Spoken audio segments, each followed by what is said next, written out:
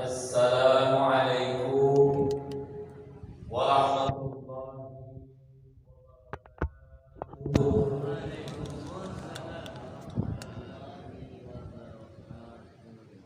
Alhamdulillah, alhamdulillahilladzi ja'ala siyama Ramadan ahada arkanil Islam.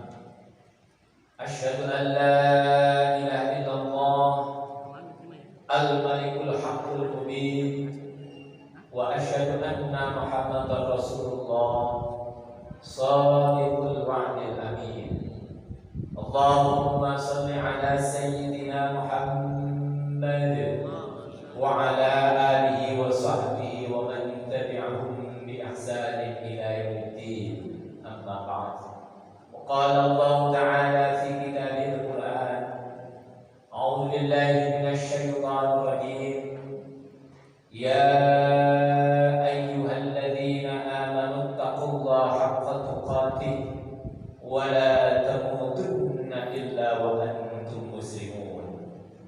Qala Nabi sallallahu alaihi wasallam, ittaqillaha haitsu ma kunta wa atbi'is sayyi'atal hasanata tamhuha wa khaliqin nas bi khuluqin hasanin. Shadaqallahu adzim wa sadaqa Rasulullahil karim.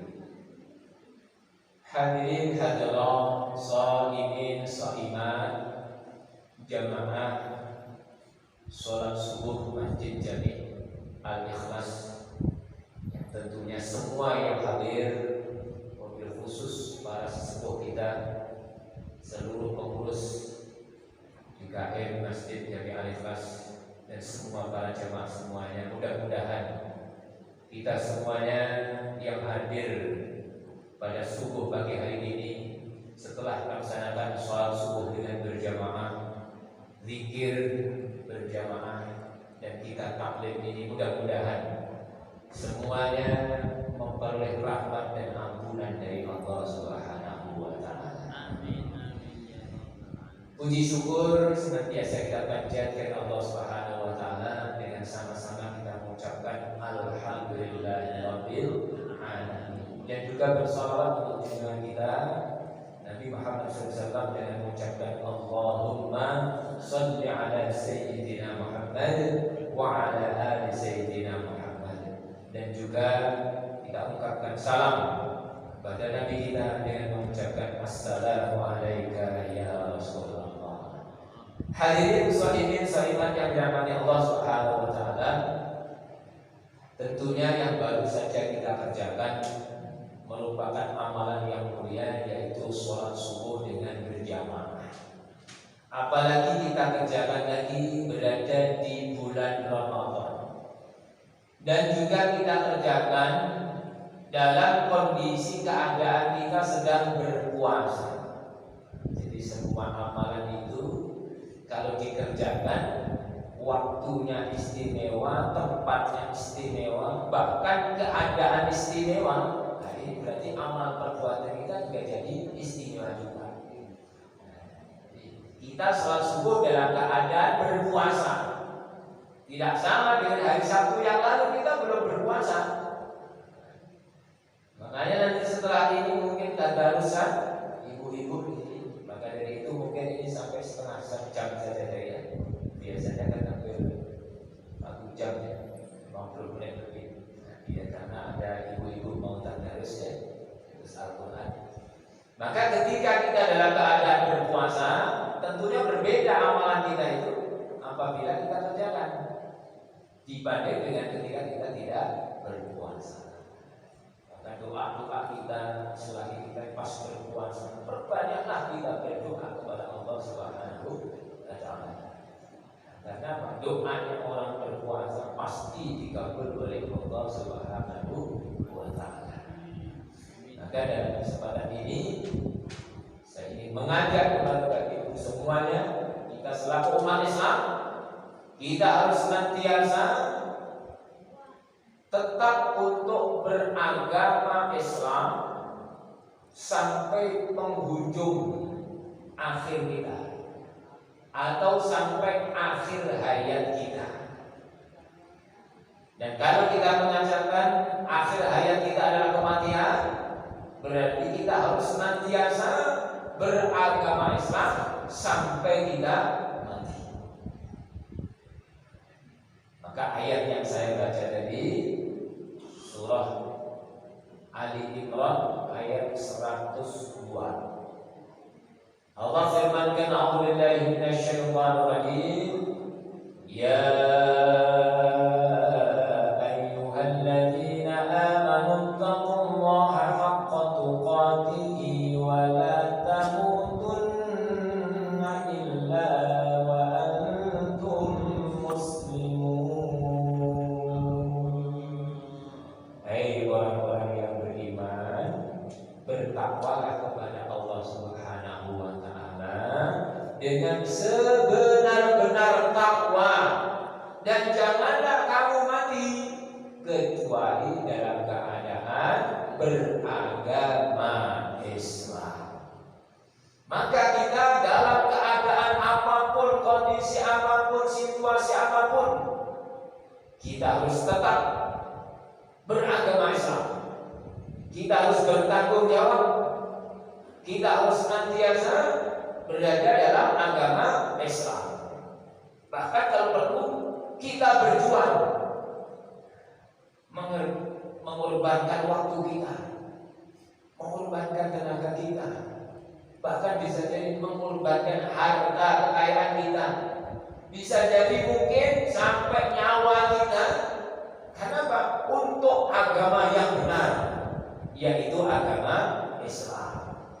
Bagaimana para sahabat-sahabat kita dahulu, dia rela berkorban untuk apa? Untuk agama Islam. Maka kita harus bisa memastikan diri kita ini agar kita tetap beragama Islam dan kita mengakhiri hayat kita ini dengan beragama Islam. Kenapa demikian? Karena kematian itu adalah yang menyebabkan kita nanti setelahnya itu memperoleh kebaikan atau sebaliknya. Kalau kita matinya dalam keadaan beragama Islam, maka tentu kita akan memperoleh kebaikan seterusnya. Jadi yang menentukan hidup kita setelah mati ini ketika kita mati. Ketika kita mati dalam keadaan tetap beragama Islam, maka hidup setelah kematian tentunya kita akan diberikan kebahagiaan oleh Allah, diselamatkan oleh Allah. Namun sebaliknya, apabila akhir hayat kita, penghujung hayat kita ini, kalau penghujung hayat kita kematian, apabila kematian ini tidak tetap beragama Islam, bahkan menjadi kafir, karena boleh jadi, karena ada mungkin yang di luar kita, musuh-musuh kita, mungkin senantiasa menghasut kita, sehingga kita tidak tetap menjadi agama Islam. Tentunya bisa jadi kekafiran, bisa jadi kemurtadan itu yang menjadikan hidup kita setelah mati ini akan tentunya akan diadab oleh Allah Subhanahu wa ta'ala. Maka ayat yang saya baca tadi kaitannya adalah kita harus senantiasa beragama Islam sampai mati, sampai akhir hayat kita. Ya ayyuhalladzina amanu taqullaha haqqa tuqatih wa la tamutunna illa wa antum muslimun. Mari kita cermati ayat ini. Kita awali dari kata ya ayyuhalladzina amanu. Wahai orang-orang yang beriman. Berarti ayat ini peringatan kepada kita orang yang beriman. Kita dipanggil oleh Allah Subhanahu wa taala. Allah dekat dengan orang-orang yang beriman. Dan yang pantas dekat dengan Allah adalah orang yang beriman. Karena apabila panggilan ini untuk orang-orang yang kafir, tentunya mereka tidak mau memperhatikan panggilan dari Allah. Maka panggilan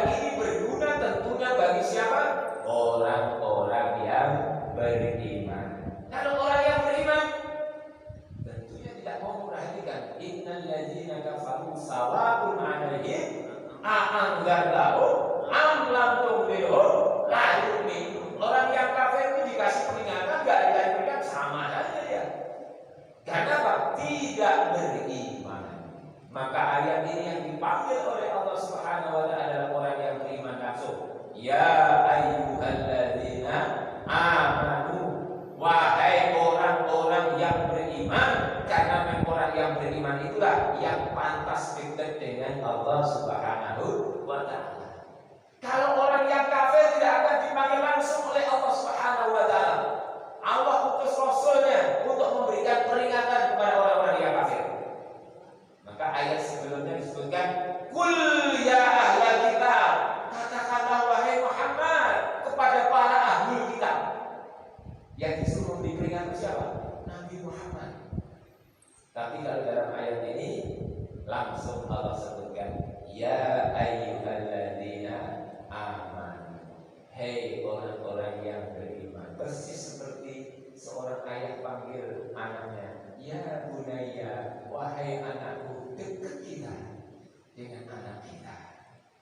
Orang yang beriman dekat dengan Allah Subhanahu wa ta'ala, maka dipanggil oleh Allah, ya ayyuhalladzina amanu, wahai orang-orang yang beriman, ittaqullah, bertakwalah kepada Allah. Apa artinya ittaqullah, bertakwa kepada Allah? Ittaqu, asal kata dari waqa yaqi wiqayatan, yang artinya adalah memelihara diri, memelihara. Jadi kalau kita sebutkan bertakwa berarti apa? Memelihara diri. Makanya ada ayat, kita baca surat At-Tahrim, ada ayat yang ke-6. Allah firmankan, a'udzubillahi minasyaitonir rajim. Ya ayyuhalladzina amanu. Sama. Ya ayyuhalladzina amanu. Qu anfusakum wa ahlikum nara. Hei orang-orang yang beriman, sama ini dari kata waqwa juga. Peliharalah dirimu, jagalah dirimu dan keluargamu daripada api neraka. Kata takwa, jadi takwa adalah memelihara, menjaga diri daripada murkanya Allah, menjaga diri daripada azabnya Allah. Namanya anfusakum. Maka kita diperintah oleh Allah Subhanahu wa taala, bertakwalah, peliharalah dirimu. Anfusakum. Maka ya ayyuhalladzina amanu taqullah, hei orang-orang yang beriman, bertakwalah kepada Allah. Alias terus menerus kita bertakwa kepada Allah Subhanahu wa taala. Kita tetap beragama Islam, kita tetap menjalankan syariat Islam, tetap kita mengamalkan Islam. Al-Maidah ayat yang ketiga Allah firmankan, al-yauma akmaltu lakum dinakum wa atmamtu 'alaikum ni'mati wa raditu lakumul Islam dinan. Pada hari ini telah aku sempurnakan bagi agama, jadi agama Islam adalah agama yang sempurna. Maka kita disuruhnya senantiasa beragama Islam. Ittaqullah haqqa tuqatih. Hak artinya hak, tetap. Hak tuqatih sama, asal kata dari waqi dan sama. Artinya juga bertakwa juga. Bertakwalah kepada Allah Subhanahu wa taala dengan haqqa tuqatih, dengan tetap bertakwa, atau dengan takwa yang sebenar-benarnya. Karena maknanya hak itu kan tetap. Maknanya hak adalah tetap. Tuqati berarti takwa. Jadi orang yang senantiasa bertakwa atau tetap bertakwa kepada Allah Subhanahu wa taala. Terulang 2 kali. Ittaqullah, ya, haqqa tuqatih. Kata berulang 2 kali. Ini berarti merupakan peringatan. Jadi bukan peringatan yang sekedar peringatan, tidak. Ini adalah peringatan yang sungguh-sungguh agar kita benar-benar menjadi orang yang takwa dengan sebenar-benar takwa. Haqqa tuqatih. Karena Islam ini adalah agama yang benar, maka kita jangan sampai kita lepas daripada agama Islam kita. Harus senantiasa kita jaga haqqa tuqatih. Wa la tamutunna illa wa antum muslimun. Dan jangan kalian mati kecuali dalam keadaan tetap beragama Islam. Apakah ada orang yang bisa menahan diri daripada mati? Ada nggak ibu bapak bisa menahan mati? Tidak ada. Apa ada nih jamaah semua yang tahu kita kapan mati? Usia berapa kita mati?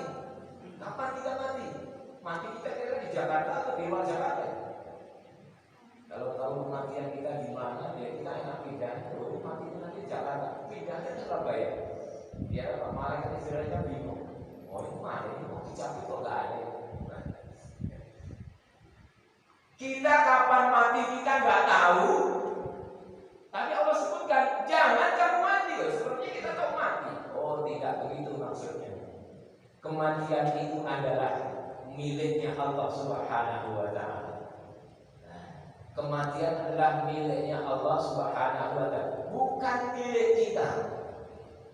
Bukan milik kita, miliknya Allah Subhanahu wa Ta'ala. Yang tahu mati kita adalah Allah Subhanahu wa Ta'ala. Maksudnya wala tamutunna illa wa antum muslimun. Jangan kalian mati, ini merupakan sentuhan Allah kepada kita agar kita tersentuh kalau diingatkan mati. Karena mati itu sesuatu yang hak.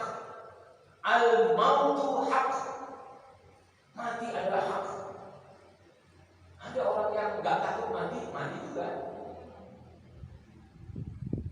Yang takut mati, mati juga. Karena memang mati itu adalah miliknya Allah Subhanahu wa Ta'ala. Ini merupakan sentuhan kepada kita. Maka kita sebetulnya nggak boleh kita takut mati. Yang kita takut hanya Allah Subhanahu wa Ta'ala. Jangan sampai kita ini mendapatkan murkanya Allah. Jangan sampai kita mendapatkan azabnya Allah Subhanahu wa Ta'ala. Lalu bagaimana kalau disebutkan jangan kamu mati sedangkan kita sendiri nggak tahu kapan kita mati? Tentunya maksudnya ayat ini adalah agar kita ini hidup mau memahami dan kita disuruh berusaha untuk menjadi orang-orang yang mau mengenal Allah Subhanahu wa Ta'ala. Bahwa Allah Subhanahu wa Ta'ala yang menciptakan kita, yang mengatur kita, adanya langit, bumi, bulan, bintang, sebetulnya itu menunjukkan adanya Allah Subhanahu wa Ta'ala. Kita disuruh mengenal Allah Subhanahu wa Ta'ala sehingga kita menjadi orang yang tunduk kepada Allah Subhanahu wa Ta'ala alias beragama Islam. Itu yang dikehendaki oleh Allah, bukan matinya. Agar kita mau membuka diri kita ini, pikiran kita buka, hati kita buka, biar tahu kebenaran. Carilah kebenaran kita hidup di dunia ini. Maka kalau kita mencari kebenaran, kita bisa mencari kebenaran. Tapi kalau kaitannya kematian, haknya Allah Subhanahu wa Ta'ala. Maka yang diperintahkan oleh Allah, cari kebenaran kalian sehingga kalian menemukan kebenaran agama yang hak. Inna dina indallahi Islam. Agama Islam itu yang hak. Itulah yang kau pilih sehingga kamu nanti mati tetap dalam beragama Islam. Ini yang diinginkan oleh Allah Subhanahu wa Ta'ala. Maka dari itu kita terus menerus menjaga agama Islam, mengamalkan Islam, melaksanakan syariat Islam. Untuk apa? Biar kita tetap berada dalam agama Islam, dan akhir hayat kita di penghujung kita tetap dalam keadaan Islam kita. Karena Imam Ibnu Katsir beliau menyebutkan dalam tafsirnya, man asya ala syai'in mata alaih. Barang siapa yang hidup di satu perkara, maka dia akan mati pada perkara itu. Hidup dalam kebaikan, dalam tetap beragama Islam, maka matinya pun tetap dalam beragama Islam. Wa man mata ala syai'in bu'isa alaihi. Dan barang siapa yang mati dalam satu perkara itu, maka nanti dibangkitkan pula dalam keadaan seperti itu. Kalau matinya dalam keadaan beragama Islam, tentunya nanti dibangkitkan oleh Allah. Berarti mereka dalam keadaan kebaikan, karena agama Islam adalah agama yang baik, agama yang benar. Maka ini kita ambil contoh. Ada guru besar Al-Azhar Kairo Mesir yang bernama Asy-Syaikh Rasyid Ridho. Ini syekh terkenal karena beliau menyusun tafsir, namanya tafsir Al-Manar. Tafsir Al-Manar itu karya daripada Syekh Rasyid Ridho. Beliau adalah murid daripada Muhammad Abduh. Kehidupan sehari-hari Syekh Rasyid Ridho adalah mengajar di Al-Azhar. Dan kesukaan beliau adalah membaca Al-Quran. Dia mufassir Al-Quran, dan dia suka membaca Al-Quran, maka menjadi mufassir juga beliau. Dan uniknya beliau senantiasa membaca Al-Quran suka di dalam mobil. Lalu berada di mobil, berangkat ke Al-Azhar, berangkat pulang, senantiasa pasti dia baca Al-Quran. Pasti baca Al-Quran. Karena seperti bapak ibu punya sopir sendiri, dia setiap naik mobil langsung dia pegang Al-Quran. Begitulah seterusnya kehidupannya Asy-Syaikh Rasyid Ridho. Maka suatu saat ketika beliau mengajar Azhar, lalu pulang, sebagaimana juga kebiasaannya, setiap pulang di dalam mobil pasti dia ambil Quran, pegang Quran, baca Al-Quran. Sampailah ke rumah beliau. Ketika sampai di halaman, lalu sang supir turun dan membukakan pintu. Syekh Rasyid Ridho masih tetap Al-Quran di atas tangannya. Dan ternyata dipersilakan untuk turun. Ternyata jasadnya sudah tidak bergerak lagi, alias sudah tidak bernyawa. Rasyid Ridho memegang Al-Quran, ruh sudah diambil oleh Allah Subhanahu wa Ta'ala, namun Al-Qurannya tidak jatuh, tetap berada di atas tangannya. Ini membuktikan, mufassir Ibnu Katsir menyebutkan dalam fatwanya tadi, man asya ala kulli syai'in mata alaih. Benar. Barang siapa yang hidup dalam satu perkara, maka dia akan mati dalam perkara itu. Kesukaannya baca Al-Quran, wajar kalau matinya pas juga bersama dengan Al-Quran. Ada orang yang mengidolakan begini, ya Allah, saya mau ya Allah, kalau saya pas mati saya di dalam masjid pas sholat ya Allah.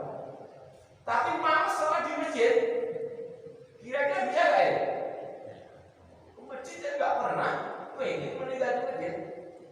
Masya Allah. Saya itu punya cita-cita juga seperti itu, Ibu. Saya kan ingat ayah saya kata, Masya Allah, meninggal pas sholat malam Jumat di masjid, pas sholat,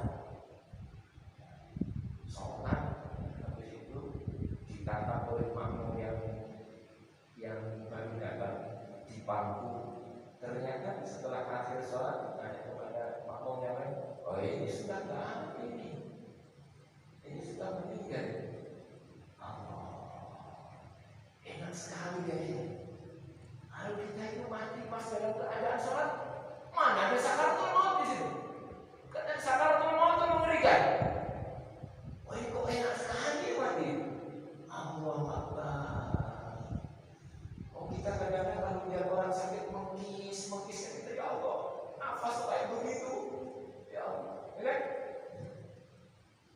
udah nafasnya mengkis apa? Nggak mati-mati lagi. Udah dibacain surat Yasin, bacain surat Al-Baqarah, malah apa dia? Ada orang yang sholat, ada lagi yang sedang sujud. Tidak ada yang sedang sujud di Masjidil Haram ini, sedang sujud ternyata meninggal dunia. Sepertinya enak sekali. Makanya kalau Bapak Ibu pengen mati dalam keadaan baik, saya pengen mati kalau pas ngaji gitu ya. Pas sholat, ya minimal apa? Habis ngaji, habis sholat lah. Itu sekali kita mati kayak enak gitu ya Allah. Kita bukti itu perkataan Imam Ibnu Katsir adalah perkataan yang benar. Barang siapa yang hidupnya dalam satu perkara, maka dia akan mati dalam perkara itu. Kalau kita sedang berbuat kebaikan, insya Allah akhir hayat kita juga dalam keadaan baik. Apalagi apa? Israel sudah keamanan dengan kita. Orang mati itu kayak persis kayak tukang foto itu, Pak Ibu. Tukang foto itu kalau kawan kita pasti itu dicarikan yang pas mungkin. Wah, posisinya bagus. Wah, kan begitu kan? Karena pas senyum kita. Karena foto itu persis kayak orang mati. Sekali kita foto ceret, sama gitu. Kalau fotonya pas senyum, dia senyum terus, nggak bisa dirubah, kan begitu. Itu. Kalau malaikat Israel ini mungkin musuhan sama kita, nggak pernah sholat ini, cari dan itu. Kalau nggak pernah sholat, persis seperti tukang foto, ketika nggak suka sama orang yang difoto. Cari aja pas muak aja kita cari. Kalau pas muak, pas ngantuk kita foto, ya seperti itu. Makanya kematian, apabila kematian kita itu baik, maka hidup setelahnya itu baik sekali. Al-mautu haq wa nikmatul qabri haq. Mati adalah benar. Kenikmatan di alam kubur juga benar adanya. Wa azabul qabri haqqun. Siksaan di alam kubur benar juga adanya. Maka kalau hidup kita ini di penghujung akhir hayat kita ini tetap dalam beragama Islam, maka kita akan mendapatkan nikmat setelah mati. Di alam kubur telah mendapatkan nikmat dari Allah Subhanahu wa Ta'ala. Namun kebalikannya itu apa? Kalau kita tidak menjaga agama kita ini, maka ketika kita mati, disitulah awal berarti kita akan mendapatkan siksaan dari Allah Subhanahu wa Ta'ala. Maka dari itu ayat tadi pesankan kepada kita.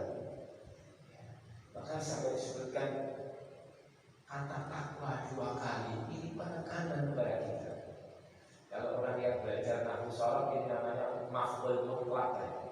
Terulang 2 kali. Bertakwalah kepada Allah Subhanahu wa Ta'ala dengan sebenar-benar takwa. Sudah kita bertakwa kepada sebenarnya, dan jangan kamu mati. Mati gak boleh. Kayak kita bisa ngatur mati gak? Tapi maksudnya kita sengaja berusaha tetap dalam menjadi orang yang baik beragama Islam. Maka boleh kau mati, tapi mati tetap dalam beragama Islam. Dan itulah yang dikehendaki oleh Allah Subhanahu wa Ta'ala. Maka apabila kita senantiasa berusaha menjaga diri kita, tadi sholat ini adalah termasuk menjaga ketakwaan kita. Sholat yang perlu kita kerjakan. Maka ini sholat yang kita kerjakan bukan sesuatu yang sepele, bukan sesuatu yang murah juga. Man shalla subha fi jama'atin faka'annama shallal lail kullahu. Barang siapa yang melaksanakan sholat subuh dengan berjamaah, maka dia sama dengan mengerjakan sholat semalam suntuk, sholat sunnah. Apalagi ini dilakukan di bulan Ramadan, tentu akan dilipat dilipat-lipatkan gandakan lagi oleh Allah Subhanahu wa Ta'ala. Maka dari itu mudah-mudahan kita senantiasa bisa menjaga siang kita, bisa menjaga sholat kita, sehingga kita benar-benar di Ramadan ini memperoleh amalan-amalan atau pahala yang sebanyak-banyaknya, yang nanti pantaslah kita untuk disebut oleh Allah Subhanahu wa Ta'ala ahli kebaikan. Ya, ahli kebaikan. Inna ahlal ma'ruf fid dunya hum ahlul ma'ruf fil akhirah. Sesungguhnya orang yang ahli kebaikan di dunia nanti di akhirat juga dikenal sebagai ahli kebaikan juga. Kalau kita orang yang baik, di akhirat pun akan dikelompokkan menjadi kelompok orang yang baik-baik. Disinilah maka dari itu jangan sampai kita mati kecuali tetap dalam beragama Islam. Mudah-mudahan satu ayat ini kita bisa mengambil manfaatnya. Kita sama-sama dengan hamdalah alhamdulillahirabbil alamin. Assalamualaikum warahmatullahi wabarakatuh.